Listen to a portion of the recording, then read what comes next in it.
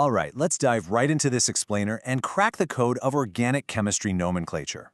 Today, we're going to learn the grammar of a very specific, incredibly important chemical language, the language of aldehydes and ketones.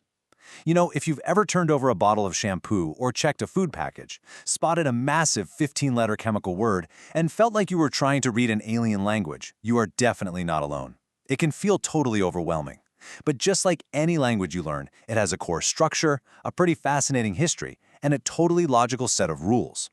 Once we unpack those underlying rules, that massive wall of text stops being intimidating, and everything starts to make perfect structural sense.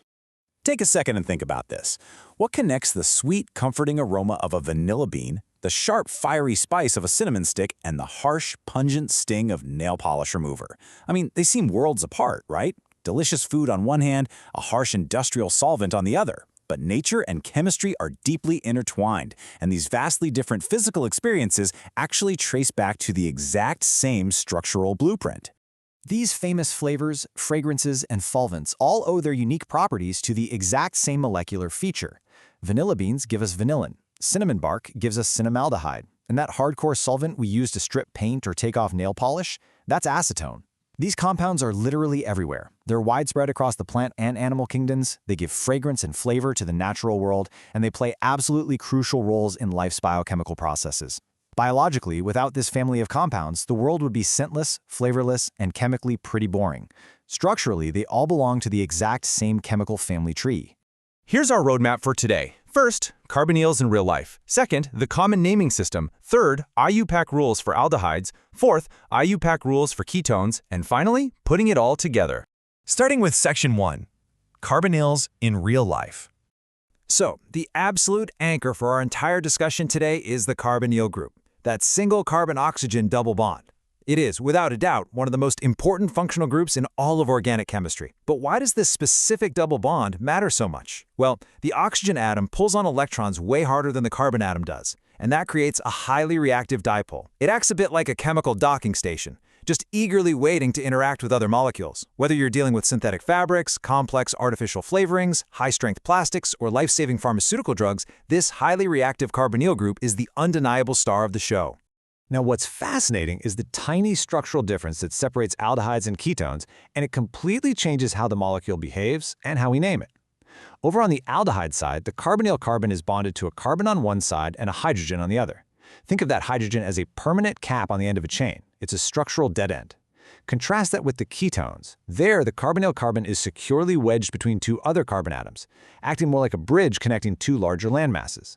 It's a beautifully subtle shift, literally just swapping a single hydrogen for a carbon, but it creates two entirely distinct classes of chemical compounds. Moving into Section 2, the common naming system. Think of common names as the historical slang of chemistry. Just like us, chemicals have nicknames that everyone uses even if they don't follow a strict modern mathematical system. Before the international community agreed on a unified rulebook, chemists just named things based on whatever random place they originally found them. If a scientist centuries ago extracted a compound from ants, they named it after the Latin word for ant, creating formic acid. Scraped it out of rancid butter, named it after the Latin word for butter, making butyric acid.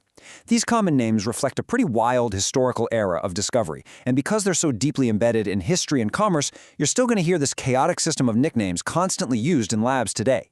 For aldehydes, this slang is deeply tied to the carboxylic acids they were originally derived from. To get the common name, you basically take the common name of its corresponding acid, drop the -ic acid ending, and just slap on the word aldehyde. Plus, when chemists needed to point out where other atoms were attached to the main chain, they didn't bother with numbers. They used Greek letters. Picture a map where the carbonyl group is the capital city. The carbon right next door, the closest suburb, is the alpha carbon. The next zone out is beta, then gamma, then delta. It's a geographical system mapping out the chain based entirely on its proximity to that central capital. With ketones, the historical nickname system is pretty straightforward. It's almost like describing the two guards standing on either side of the carbonyl group. You just identify the two groups, whether they're alkyl or aryl chains, sitting on either side of the anchor, state their names, and add the word ketone. If there are branches off those guards, you pull out that Greek letter map again, starting with alpha and alpha prime for the carbons directly attached to the carbonyl on the left and right. Over time, some ketones earn deeply entrenched names that bypass even this system entirely. Like dimethylketone, the simplest possible ketone with a single methyl group on each side, it is universally known as acetone. All right, Section 3, IUPAC rules for aldehydes. The IUPAC system, the International Union of Pure and Applied Chemistry, was created to fix the sheer chaos of those common names. By the 20th century, scientists around the globe simply couldn't understand each other's local chemical slang. They desperately needed a universal blueprint. IUPAC gives us a mathematical way to build a name from scratch, purely based on the molecular structure. We trade quirky historical origins for strict structural logic. We ditch the Greek letters like alpha and beta and trade them in for simple, universally understood numbers like 1, 2, and 3.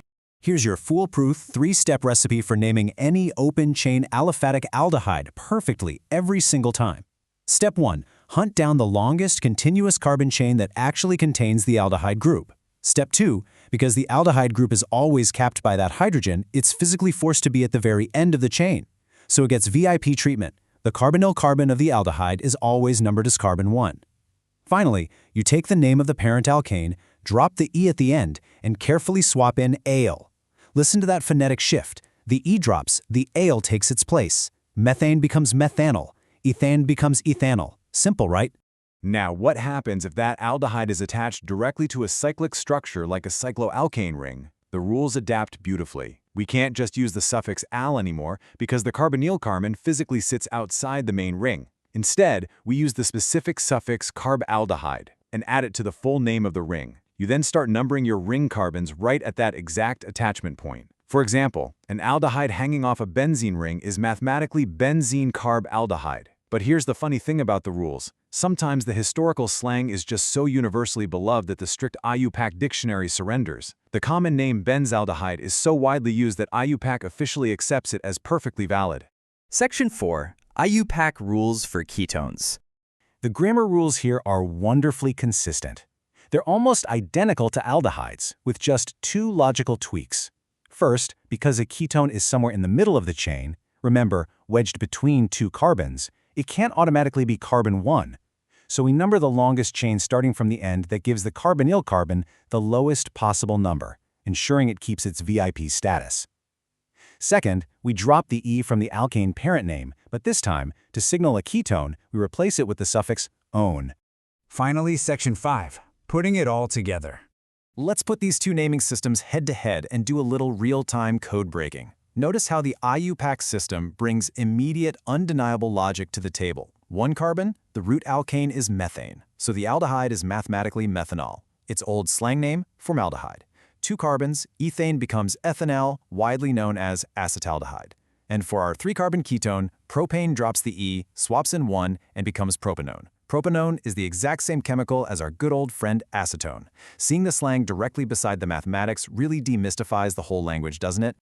This translation from Greek to numbers perfectly illustrates the shift from slang to formal grammar. In the common name alpha-methoxypropionylaldehyde, the word alpha tells us the methoxy group is sitting on the carbon right next to our carbonyl anchor. Propionylaldehyde tells us it's a 3-carbon base linked to its natural acid origin. But look at the elegance of the IUPAC translation. 2-methoxypropanal. Let's break that down. Propan means exactly 3 carbons. The suffix -al means it's an aldehyde, and 2-methoxy tells us precisely what is hanging off carbon number 2. No messy history, no rancid butter, no ants, just pure structural logic. I'll leave you with this final puzzle to test your newly minted translation skills. First, find the longest carbon chain containing that CHO group at the very end. Because it's an aldehyde, start numbering right at that carbonyl carbon as your carbon 1. Trace the chain backward, figure out exactly where that extra methyl group is hanging off the side, and build the structural name yourself. Once you can do that, you're not just looking at a random string of letters anymore. You're reading the hidden blueprints of the universe, the same blueprints governing the scent of cinnamon and the power of industrial solvents. So, what's the systematic name of our mystery molecule? Crack the code, and I'll see you in the next explainer.